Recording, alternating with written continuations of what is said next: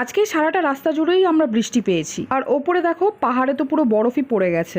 আজকের দিনটা আমরা জুলুকে স্টে করব।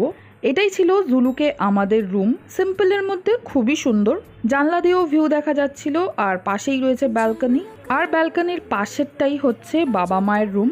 এখন বাজে দুপুর 3টে। ওয়েদারটা খুবই খারাপ ছিল, যত সময় এগোচ্ছে ওয়েদারও ততটাই খারাপ হতে থাকছে।